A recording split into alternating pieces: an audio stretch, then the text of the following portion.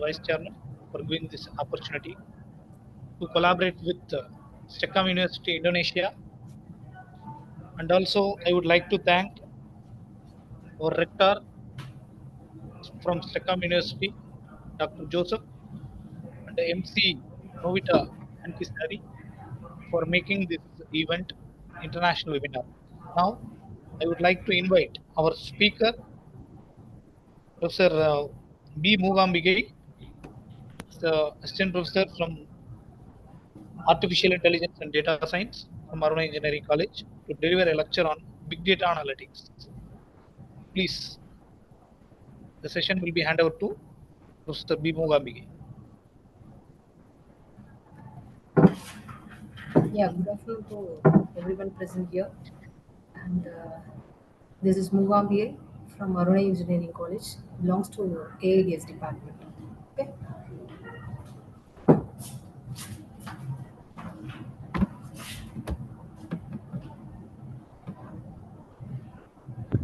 I'm apologies, Miss. Please turn on your video camera. Thank you. Now, is it visible for you? I'm sharing my Yes. screen.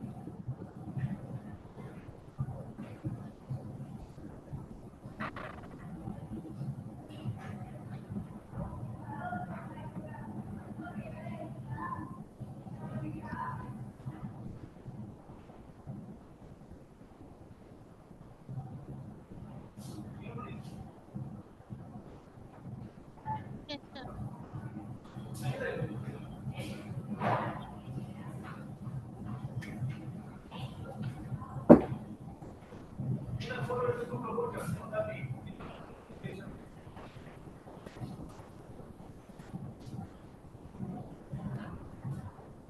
Yeah.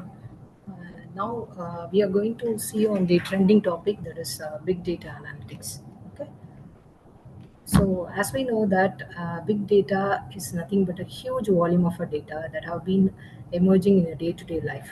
So it generally focuses on managing and processing the large data sets. So n number of volume of data have been emerging. So those data may be in of any nature, which may be of structured, unstructured, and semi-structured data, right? So what are the sources of this big data? Is that the sources of maybe from the social media, machine data, and then transaction data, and then medical records. So altogether, so in the emerging technologies, we cannot able to categorize those people's have to be in that particular manner, so that they have to post only the structured data. It's so each and every user may vary. Suppose when you take an non-computer students, they may be unaware of structured data. So when you go for structured data, so the computer programming students may know that how to post a query in order to get the data from the database, right? So, but we cannot restrict those users to post only the post or store those data in a structured format.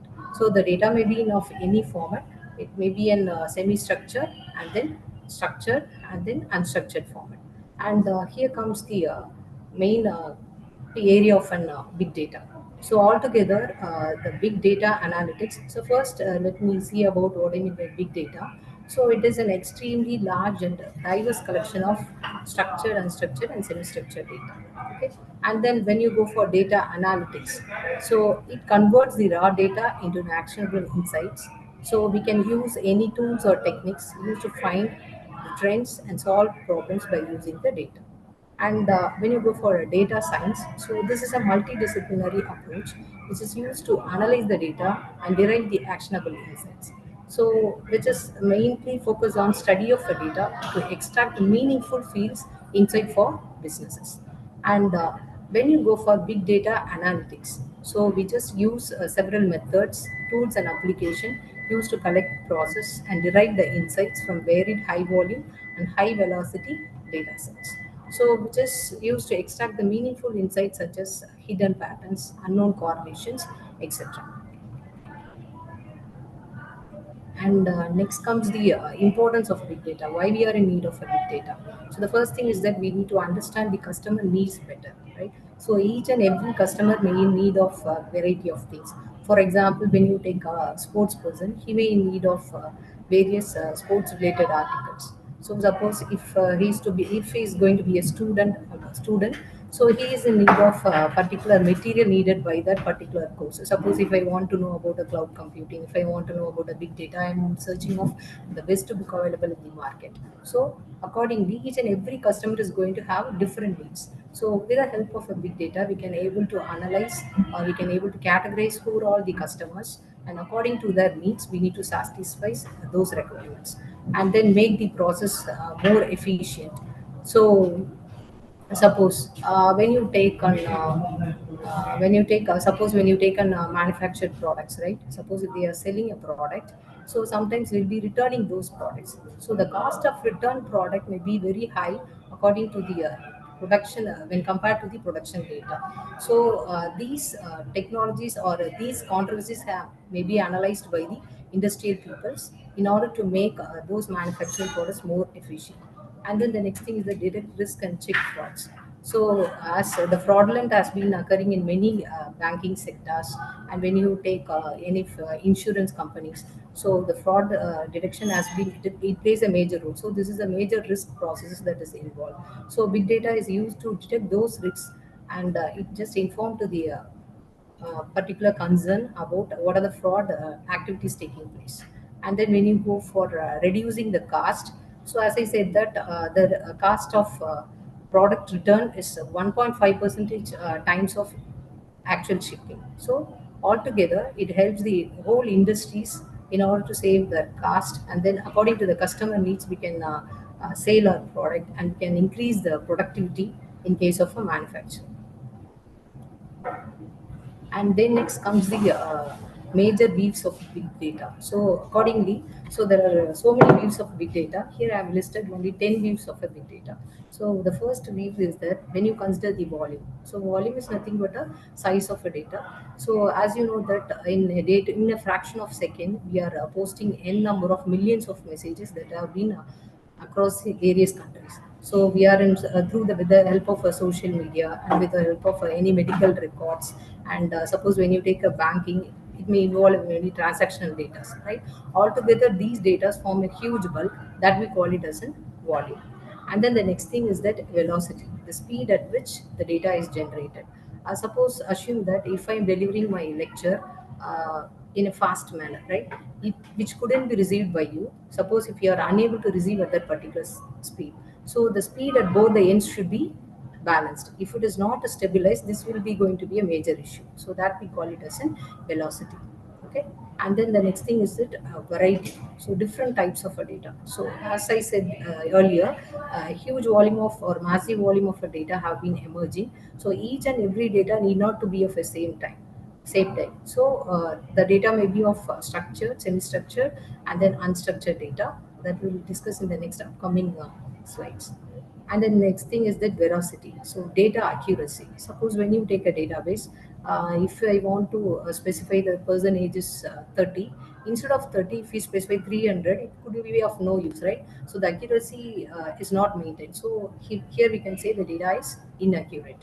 And then the next thing is that value. So value is nothing but a useful data. Suppose if I want to if I post a query, I want to find out those persons who are drawing the salary more than 1 lakh, right? Accordingly, it should search the database and find the exact information according to my query. Instead that, if it produces the result, those who are drawing the salary less than 1,000, it could be of no use. So according to the valuable information plays a major role in big data.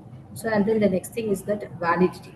So validity mainly deals with the data quality, governance, and then management on massive things. And then variability. So variability, dynamic evolving behavior in data source, that comes the variability. So when you take a variability, the number of inconsistencies in the data, we can say that the number of inconsistencies, the inconsistencies is nothing but the inconsistent speed at which the big data is loaded into your database. Okay. So and then the next thing is that venue. So venue is nothing but it refers to different systems or platforms where the data is stored, processed, and then analyzed. And then the next comes the vocabulary. so which is nothing but we may be using n number of data models.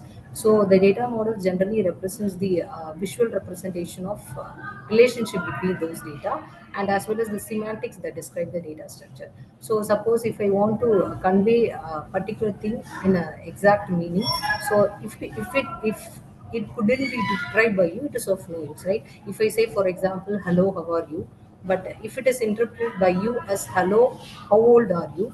So automatically the meaning for the particular message will be of it will be totally damaged, right? So what are the semantics? That is the meaning that I am trying to convey should be accepted by you in the same manner. So that also becomes a major challenge in big data. And then the next thing is that vagueness. So confusion over meaning of a big data and tools used.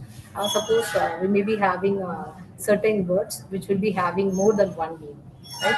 So according to the context, the meaning may differ for each and every word. So that also differs for each and every user. That we call it as a vagueness. So altogether should be focused on big data. So these are the major views of a big data. But at present, they have given 10 views, but in a previous days they have given only 5 views. So this may be continued later. So a number of views may be increased. And then what I've said is the types of big data, right? So when you come for types of a big data, it can be classified into structured, semi-structured, and then unstructured data. So structured in a sense, it is a predefined data module like a databases. So when you take an SQL, right? So when you take an SQL, all the data may be stored in terms of an table format.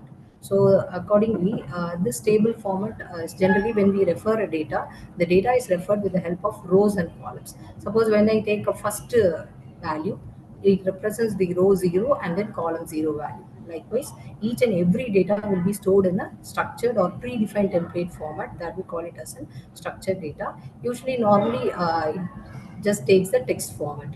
So if we store all the data in this structured format, it is very easy to search and filter those data according to our usage. So an example for this is that dates, phone numbers, and then transaction information all together is stored in terms of a predefined format. So that we call it as a structured data. So these structured data maybe generally it is determined or generally it is analyzed by the computer professionals. So when you go for any non-computer professionals, they are unaware of the structured data type. So once you store these data in a structured data type, it is possible or easy for us to retrieve those data with the help of a query because we are aware of those queries, right? So select star from the particular table name employee. So it altogether select all the rows from that particular table employee. So this is an awareness which is already which is known by a computer professional and not by a non-computer professional. So when you go for the unstructured data, that may be that is the third one, unstructured data. There is no predefined data on this. Okay, so we are not sticking on to any predefined data format. So since the data may be stored in terms of audios, files, and images, it is difficult to search all those data because we may be having various file formats and various image formats and audio formats. Okay, so altogether these contributes an unstructured data. And when comes for the semi-structured data, which is a combination of both structured data as well as unstructured data. So it is easier to analyze than unstructured data. Suppose when you take your email, so there is no it is going to have a template. When you consider the email, it is going to have a template that is from and then to maybe that structure, and then it is going to have a subject space, and then we can attach the files and send the options all those together. So it is having a partial structure, but while you're typing our content may vary, right? So each and every person may not type the entire content same as it is. So the content of the email may vary. So that comes under the semi-structured data type. So when you go for the structure, which is used to have an predefined data format, unstructured, which is going to have a various formats. That is audio files and video files, etc. like this. So when you go for semi-structure, we can take a simple example that is email. So all these types of data have been arrived from various users across the world. So how can we handle all those data and how can we retrieve the meaningful information from those all data? Okay, so that's a question. So now I've listed a few sources before. So here I have given the sources of a big data. So first one is the medical claims. So as in the day-to-day life, will be having various medical issues, and each in every patient will be having various medical history, right? So a person may refer a particular a patient may refer a particular doctor across the world, right? So I can show my I can show my history to the another doctor by giving the prescriptions of the prescription which is given by the previous doctor. So n number of huge volume of data may be arising day to day life according to our medical history. And then mobile data and wearables. So we are using in day to day life, we are using social media, such as like Twitter, and then Facebook, WhatsApp. So through this we can transmit n number of messages to n number of users in a fraction of second. So from this we can retrieve a huge volume of data, and then go for an academic researches. As you know that since we are doing a research, we may be in search of various academic reports and various thesis journals, whatever it may be. So we are in search of various volumes of data. So, and then the next thing is that genome registries. These are the few examples, that is government medical claims and then pharmacy claims, etc. And then next comes the big data architecture. So when you go for a big data architecture, normally as said that the data may be arriving from the sources. So from that sources, the data may be arriving from, we are taking the data in types of two different things, that is batch processing and then stream processing. So in normally we'll store the data in a database. So that comes for data storage. When you take a real-time message injection, for example, within a fraction of a second, millions of instructions have been streaming in online. So that has to be handled, as well as the data that has been already stored has to, need to be handled. So both are handled with the help of batch processing and then stream processing. So when you go for a batch processing system, so we'll be dealing with the data which is already stored. When you go for a stream processing system, it deals with the data that is coming in online, coming in that is coming and storing in an online process within a fraction of a second. All these data together are collectively stored in a data store. So upon which we can make an analytics and provide the reports according to our usage. So when you take an analytical database, so it provides an unified and central repository for storing and managing the large volume of data. So now the modern storage data architecture, which is designed for efficient data processing and analytics. So what do you mean by analytics? So analytics is that analyzing the data to find the patterns and then insight. So in order to find it, so this is done actually in order to provide a better report. So report is nothing but gathering and presenting your data in a structured way. So because once the data has been gathered, and if it is only presented in a structured way, we can able to post our queries and get the useful results according to the usage. And these are the some popular big data technologies that have been available.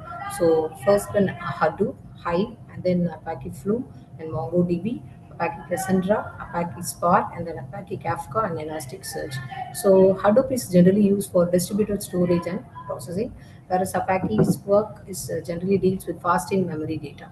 And NoSQL database. This NoSQL database plays a major role where the user is unaware of SQL queries. So NoSQL is generally stands for not only SQL. So when you take an Hadoop, so this Hadoop is HDFS. It generally stands for Hadoop Distributed File Systems. So this is going to manage a large data sets that run on commodity hardware. So it is used to scale a single Apache Hadoop cluster to 100 to thousands of nodes. We can form a cluster with the help of an HDFS. So the cluster can be in the range of 100 to thousands of nodes. And various report tools are also available, that is Tableau, Spark, and Zugo Analytics. And what are the methods of big data collections? So what are the various ways that we are going to collect those data? So the methodical approach generally consists of data mining, social media analytics, surveys and feedback forms, usage of IoT, sensors and telemetry devices, web scraping, usage of public data records and database. I think you might have been aware of all those things, that is data mining, social media analytics, surveys and feedback forms, and public records and database, and IoT sensors and telemetry devices. So when you go for a web scraping, which is nothing but a process of using bots to extract the content and data from a website. So extracts underlying it, extract means we need to extract the underlying HTML code, and with it along with the data stored in the database. So the scrapper can then replicate the entire website content elsewhere. Okay. So examples, we can scrap the image from the website for to lead the generations. So what are the important points, or what are the important key points that have been available? We can extract with the help of we can extract from the image. And next comes the big data storage architecture. So where we are going to have three different tiers. So first one is the client tier, and then application tier, and then storage tier. So in storage tier, we'll be having mail server, web server, and then database server. And next, what we have seen previously, that is batch processing and stream processing. So batch processing is that processing a large volume of data at once at regular intervals. So all the jobs of a similar nature, so all the jobs of same kind of nature all together are clubbed together, and it will be processed at once. And then when you go for a stream processing, we'll be taking a real-time data processing. So real-time data processing is that suppose when you want to find out the weather report, and then suppose when you want to find the temperature, and if you want to predict whether a tsunami is going to happen, we'll be making use of some machinery. Okay, so the live reports have been taken with the help of sensors like this. So in order to process those data, it will come under a stream processing. We'll be dealing with the real-time data processing. So this real-time data processing plays a major role, because which is going to have an odd real-time systems. So that is the critical task should be done in a period. Right? If it is not shown in advance, or if it is not intimated in advance, it is of no use. It will create a great damage. So the data may be classified into a batch as well as a stream processing. Accordingly, it will be analyzed. So with the help of a batch processing and then stream processing.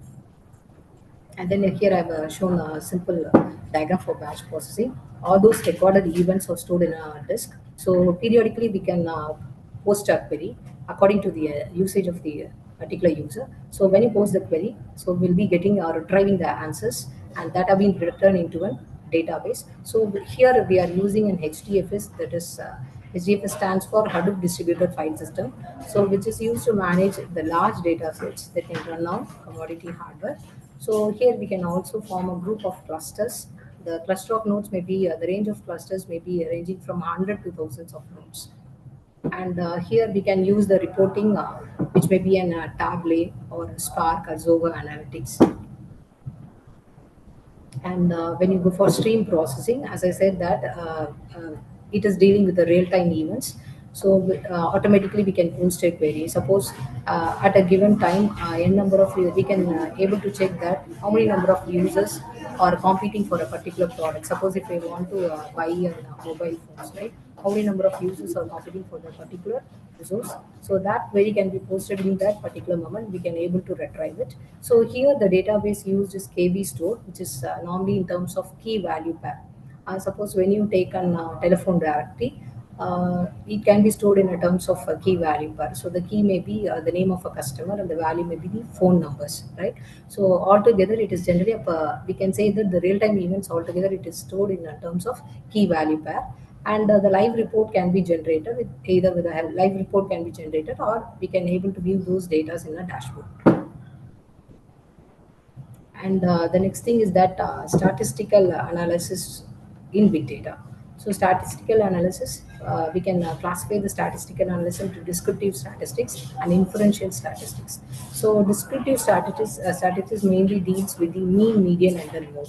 Suppose when you take an entire population, right? When you take an entire population, we can able to find out the mean or median with the help of, for example, we can pose the query just like that, how a percentage of different age group in a particular populations. So when you take an entire population, there may be of different groups of people, different age groups of the people. If you want to segregate, suppose I want to get the percentage of the people whose age is below 30 or whose age is above 30, and I want to find out the senior citizenship, right? So we are posting the query among the overall population. So that we are concluding it as a descriptive statistics. It generally deals with facts and proven outcomes from our populations. So that we call descriptive statistics. And then the next thing is that inferential statistics. So here inferential statistics mainly deals with analyzing the samples to make the prediction. Instead of taking the entire population, we are just taking a few samples, and according to the from the samples we can derive a conclusions. Suppose we can try to predict that if a particular city is well known for a holistic place, instead of getting the survey from all the peoples, we can select the samples according to certain things from the we can fix the category, like we can get the survey from educated people, or we can get the survey from the elderly people. According, we can normally just like that we can select the samples and post our queries and get the outcomes for it. So that comes under an inferential statistics. So we can analyze the samplings to make the predictions about the large populations.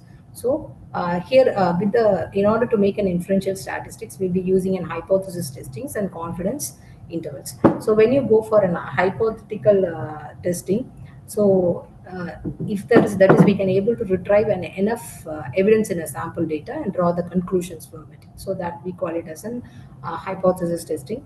And then the next thing is that confidence intervals. Confidence intervals generally deals with the mean of our estimate plus or minus the variations in that estimate. So that we call it as a confidence intervals.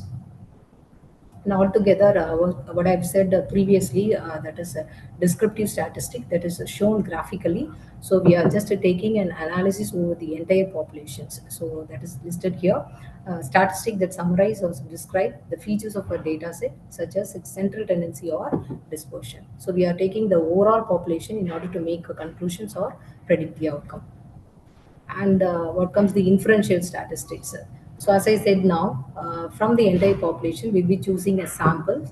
From the samples, we can make a conclusion regarding the population features. So for this inferential statistics, we'll be using various kinds of testings, that is Z-test, F-test, T-test, and ANOVA test, etc. Okay, so the Z-test is determined with the help of a linear regression. So here linear regression generally predicts the value of unknown data by using another related and known data. And suppose when you go for a nominal regression without any intrinsic ordering or ranking, so generally this deals with either qualitative or categorical data. So as you know that you know the difference, I think you know the difference between qualitative and then quantitative data. Quantitative in terms of numerical values, right? So the reverse is that qualitative data. And then the next thing is that ordinal data. So when you take an ordinal data, this is somewhat a dilemma between qualitative data as well as the quantitative data. And then next comes the machine learning and big data. How machine learning plays a role, how the big data plays a role in machine learning. So here in machine learning, we'll be having two different categories, that is supervised learning and then unsupervised learning. So when you deal with the supervised learning, we'll be having an trained data sets. So we'll be having a trained data sets. We'll be previously informing the machines. We will train the machine. That is, if this is the particular input, this will be the actual output, right? We'll be training the machines by giving them the predefined input and then output. And if the machine is provided with a new data set, it can able to find out under which category it will come. For example, this supervised learning is similar to supervision, right? Suppose when you show to a child that if it tends to be an apple, the apple tends to be round. They will not be saying previously it is an apple, but initially we'll be showing that if it is going to be round, red in color, and if we are going to have a depression at the top, this fruit is exactly this is an apple, right? So we'll be taking that if this is the input, if it is going to be in round in shape, red in color, and if it is going to be a depression, exactly, the output will be an apple. So such like we'll be training those candidates. So that comes under supervised learning. An example for supervised learning is classification and regression. And the next thing is that unsupervised learning. So in unsupervised learning, we are not providing any labeled data. Okay, so unlabeled data is given to the machine. The machine has to find out according to the features given. It has to find out and conclude under which category it will come. So example for unsupervised learning is clustering and then association. And next comes how the machine learning is applied to the big data. And now, suppose when you take a huge volume of a data, so that volume of a data is divided or segmented according to the category, and we need to find out the missing data and then the outliers. So what comes the outliers is that outliers is generally but nothing but the data that normally deviate from the rest of the data due to a measurement error. Suppose how can we say suppose when you take a group of people, so if I want to find out among the group of people, if I want to find out the educated people, how can I get it out? I can post general questions regarding our educations or regarding that particular category. Suppose if they belong to CSE department, I can post a question just like that. Are you aware of an operating systems? So those who are well versed with that operating system, they can answer. So the remaining may be ideal, right? Among them, I can able to easily classify who are the peoples who deviate from the normality. So that we call it as an outliers. The data that deviate from the rest of data due to a measurement, either it may be a measurement error or it may be a data entry error. And if I want to find out the missing values, so the missing values is mainly those values that are not recorded or available due to the data collection issues, data processing issues.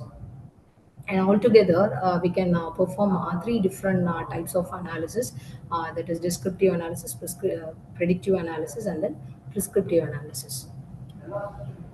So So I've shown here that is predictive analysis, that is forecast the potential future outcomes. So in 2001, India has been hit by tsunami, but at the time we are unaware of how the tsunami will come, and we are unaware of that situation. But now it is impossible that we cannot, because we have set up various instruments, and we have set up and various technologies to find out how to find out that is if tsunami occurs again in the near future. So normally this can be generally determined by finding the high tidal waves, if high tidal waves in the oceans. So accordingly the measurement has been taken. If tsunami tends to occur at near future, we can able to predict it now itself, right? So that we call it as a predictive analytics, that is forecast the potential futures outcome based upon the previous things. And then the next thing is that prescriptive analytics. So prescriptive analytics generally gives a recommendation for the next step to be proceeded.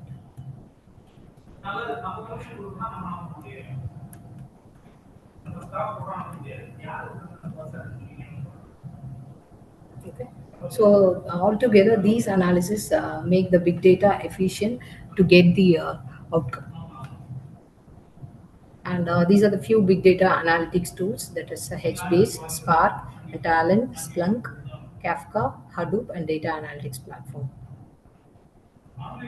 And here comes the predictive analytic process. So first thing is that we need to understand the data, and by understanding the data with the help of big data technologies, we can mine those data, and text analytics have been done and analyze those data and provides the insights for the customers. So that is given for predictive analytics. So that analytics have been generally taken from statistics. So once it has been taken from statistics, we can model and make a deployment.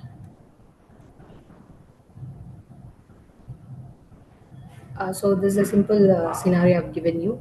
From various data sets, we are collecting those data, and stream processing is done. So apart from the stream processing, we'll be having a batch processing. But here, since we are dealing with the real-time data, here I've given you a stream processing tool. So the data streams it have been arising, and real-time analytics can be done with the help of visualization and dashboards, embedded analytics, etc. like this. And from then we can able to retrieve, or we can able to retrieve the outcomes according to our applications needed, or we can able to retrieve or produce the result that will be helpful for the near future. and this is business intelligence and big data.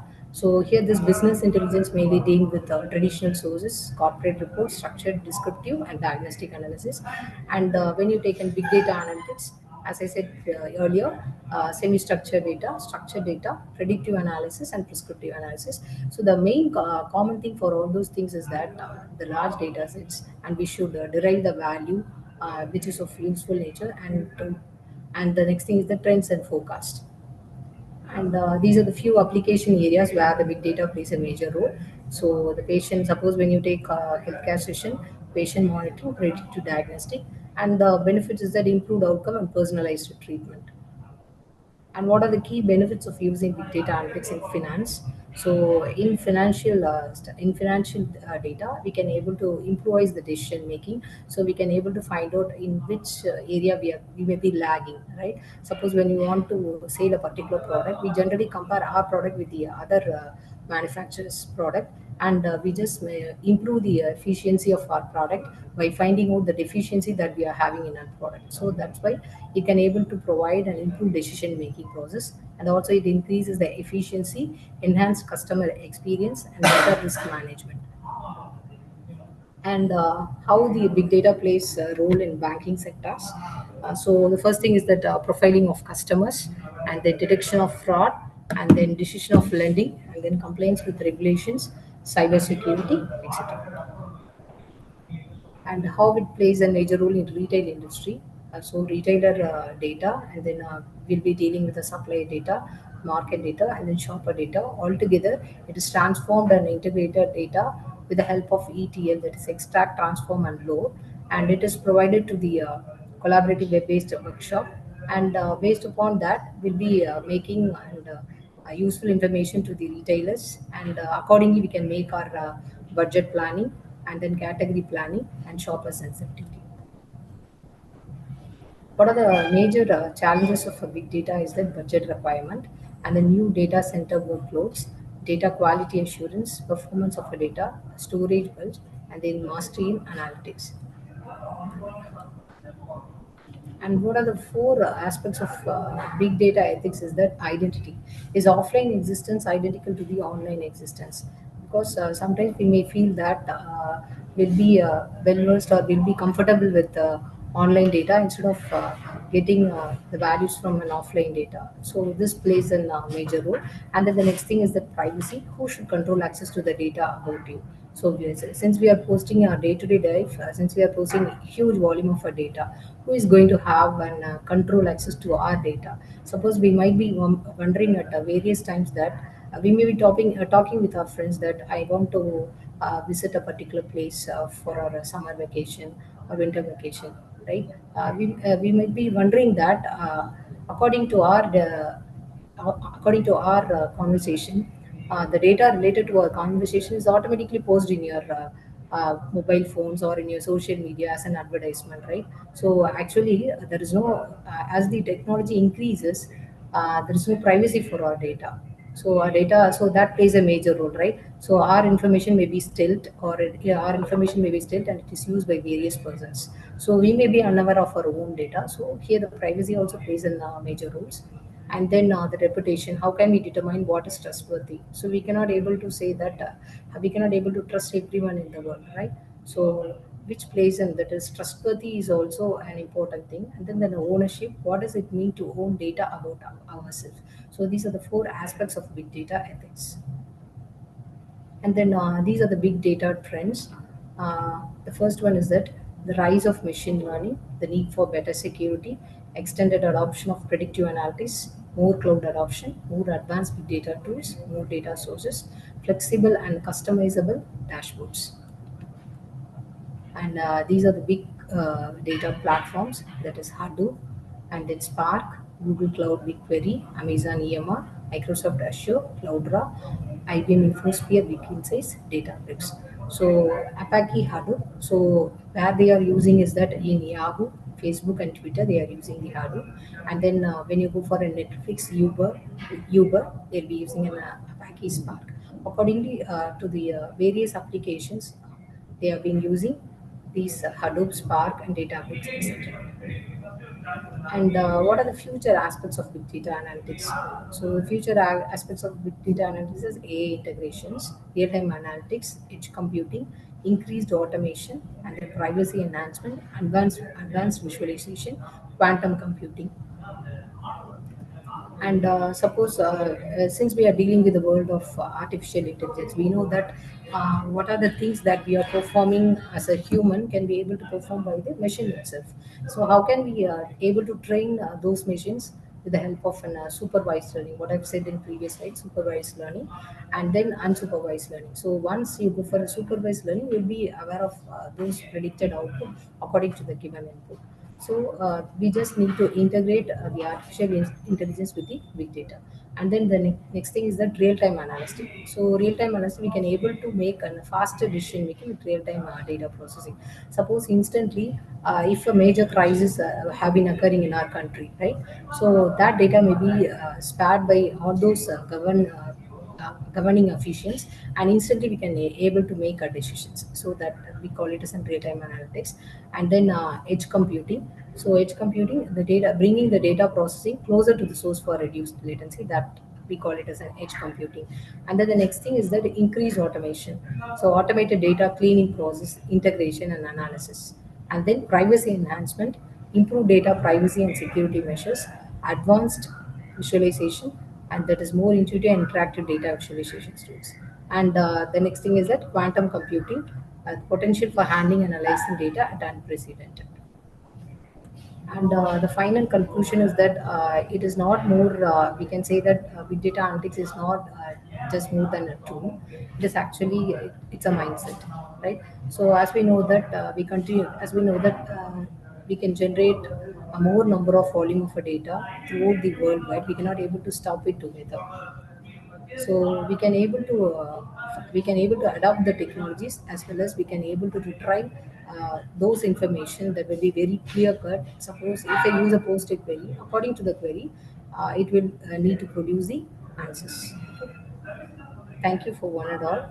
If you have any queries, you can post it here. Yeah, thank you so much for your presentation. Yeah, for our participant, if you have any question for the speaker, please add them to the chat or you can raise your hand.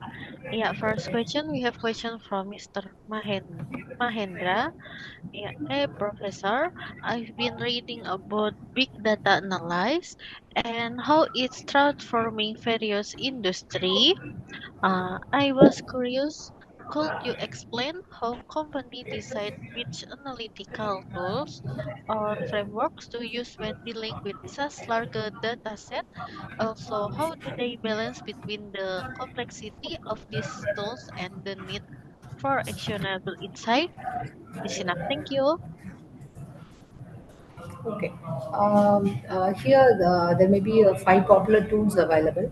The first one is that what I've said, what I have given in the slide itself, that is Hadoop.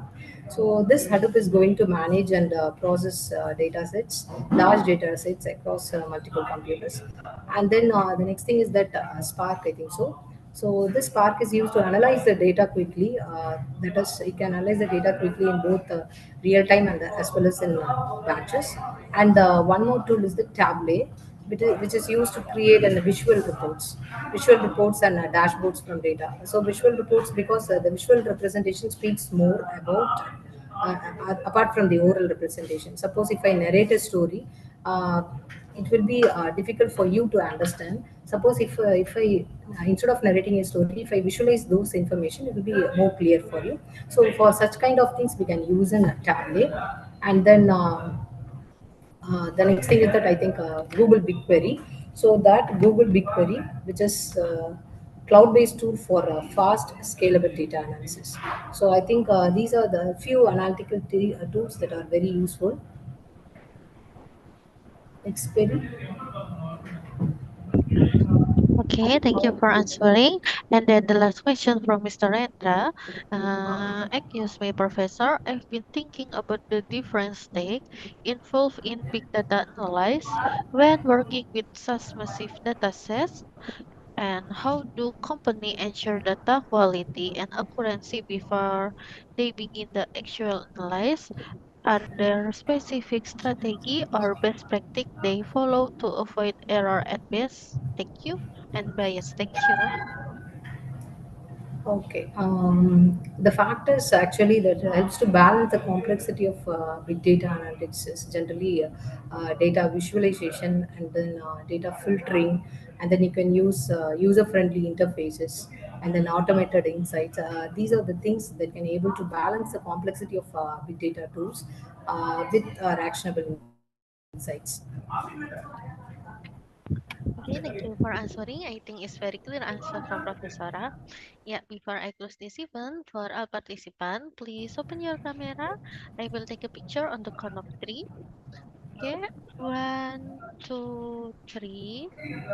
Okay, another one, one, two, three. Okay, Ismail, thank you. Thank you for your engaging cooperation. Finally, we come to the end of visiting lecture today. We would like to thank you for Miss Moohambigai for the wonderful information and sharing your knowledge. We hope this information will be beneficial for our participants.